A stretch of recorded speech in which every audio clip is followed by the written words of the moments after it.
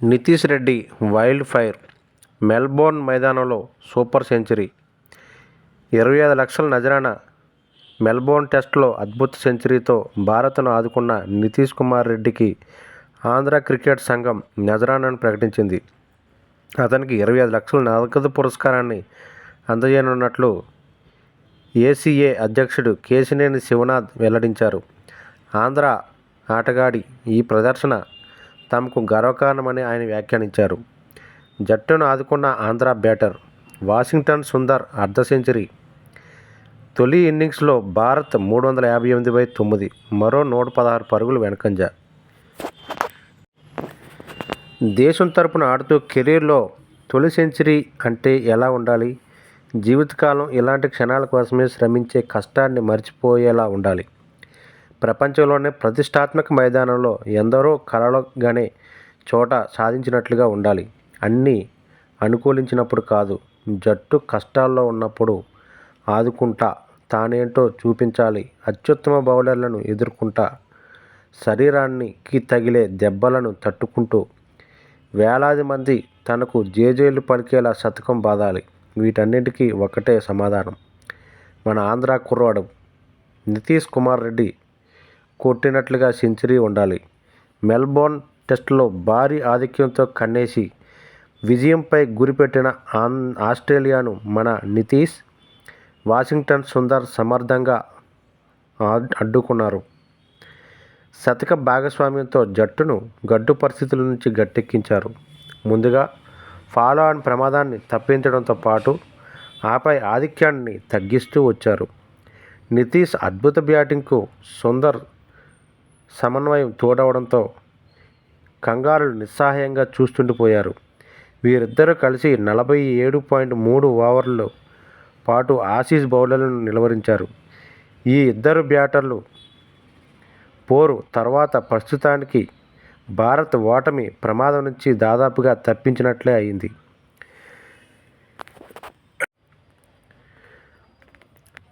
Perth టెస్టులో 73/6 నుంచి జట్టును 150 వరకు అతనే తీసుకెళ్లాడు.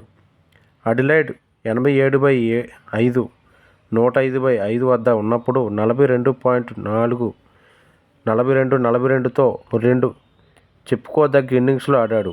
మెల్బోర్న్లో 191/6 నుంచి స్కోరును 300 దాటించాడు. ఈ సిరీస్లో తొలి రోజు నుంచి తనదైన ముద్ర వేసిన నితీష్ కుమార్ రెడ్డి 284 పరుగులతో ప్రస్తుతం టాప్ స్కోరర్గా నిలిచాడు. ఈ టెస్టుకు ముందు అతని ప్రదర్శన చూస్తే ఒక భారీ ఇన్నింగ్స్ బాకీ ఉన్నట్లు కనిపించింది. ఇప్పుడు ప్రతిష్టాత్మక ఎంజీసీ అతను ఈ లోటును తీర్చుకున్నాడు.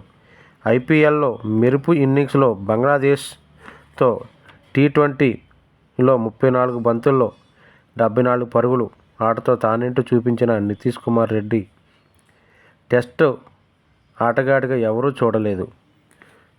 వివరాల్లోకి వెళ్తే బోర్డర్ గవాస్కర్ ట్రోఫీ 4వ టెస్టు మ్యాచ్ను భారత్ యువ ఆటగాళ్లు ఆసక్తికరంగా మార్చారు.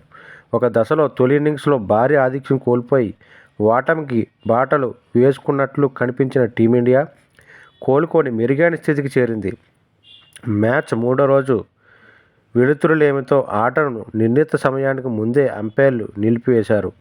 అప్పటికి భారత్ తమ తొలి ఇన్నింగ్స్లో 116 ఓవర్లలో 9 వికెట్ల నష్టానికి 358 పరుగులు చేసింది. నితీష్ కుమార్ రెడ్డి 176 బంతుల్లో 105, 10 ఫోర్లు, 1 సిక్స్తో సెంచరీ చెలరేగ్గా వాషింగ్టన్ సుందర్ 162 బంతుల్లో 50, 1 ఫోర్, అర్ధ సెంచరీతో ఆకట్టుకున్నాడు. ప్రస్తుతం నితీష్తో పాటు సిరాజ్ 2 క్రీజులో ఉన్నారు. భారత్ మరో 116 పరుగులు వెనుకబడి ఉంది. ఓవర్నైట్ స్కోరు 164/5తో ఆట కొనసాగించిన భారత్ శనివారం 70 ఓవర్లు ఆడి మరో 194 పరుగులు జోడించింది. ప్రస్తుతానికి ఆసీస్కు ఆధిక్యంగా ఉన్న 4వ రోజు ఈ జట్టు రెండో ఇన్నింగ్స్లో ఎన్ని పరుగులు చేసి సవాలు విసురుతుందనేది ఆసక్తికరం. మిగిలిన సమయం వాతావరణాన్ని దృష్టిలో పెట్టుకొని చూస్తే 2 రోజుల్లో 2 ఇన్నింగ్స్లు పూర్తి కావడం అంత సులువు కాదు. అదే జరిగితే ఈ మ్యాచ్ కూడా డ్రాగా ముగియవచ్చు. తొలి ఇన్నింగ్స్లో 110 పరుగులు వెనకబడి ఉన్న స్థితి నుంచి రిషబ్ పంత్ 37 బంతుల్లో 28, 3 4లు. రవీంద్ర జడేజా 17 మూడో రోజు ఆటను కొనసాగించారు. వీరిద్దరూ మరింత బాధ్యతాయుతంగా ఆడి జట్టును రక్షించాల్సి ఉన్నా ఎక్కువసేపు నిలబడలేకపోయారు. ముఖ్యంగా పంత్ చెత్త షాట్తో తన వికెట్ సమర్పించుకోగా జడేజా ఎల్బీగా దొరికిపోయాడు. 30 పరుగుల వ్యవధిలో వీరిద్దరూ వెనుదిరిగారు. జడేజా అవుట్ అయ్యాక సుందర్ బ్యాటింగ్కు రాగా మరో ఎండ్లో నితీష్ 22 పరుగుల వద్ద ఆడుతున్నాడు. మరో 3 వికెట్లు తీసి భారత్ ఆట ముగించవచ్చని భావించిన ఆసీస్కు ఇక్కడే అసలు ప్రతిఘటన ఎదురైంది. నితీష్, సుందర్ చక్కటి సమన్వయంతో బ్యాటింగ్ చేస్తూ మెల్లగా స్కోరును పెంచుతూ పోయారు. లంచ్ సమయానికి స్కోరు 244/7 వద్ద నిలిచింది. రెండో సెషన్స్లో పూర్తిగా వీరిద్దరిదే హవా సాగింది. ఎన్ని ప్రయత్నాలు చేసినా 24 ఓవర్ల పాటు ఈ జోడీని విడదీయడంలో ఆసీస్ బౌలర్లు విఫలమయ్యారు. మూడో సెషన్స్లో కూడా వీరిద్దరూ గట్టిగా నిలబడ్డారు. ఆసీస్ తొలి 15 ఓవర్లలో 22 పరుగులే ఇచ్చినా వికెట్ మాత్రం తీయలేకపోయింది.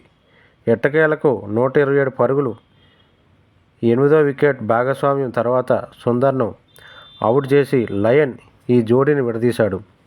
మరో 2 పరుగులకే బుమ్రా కూడా వెనుదిరిగాడు. అయితే మరో 15 బంతుల పాటు చివరి వికెట్ చేజార్చుకోకుండా భారత్ మూడో రోజును ముగిసింది.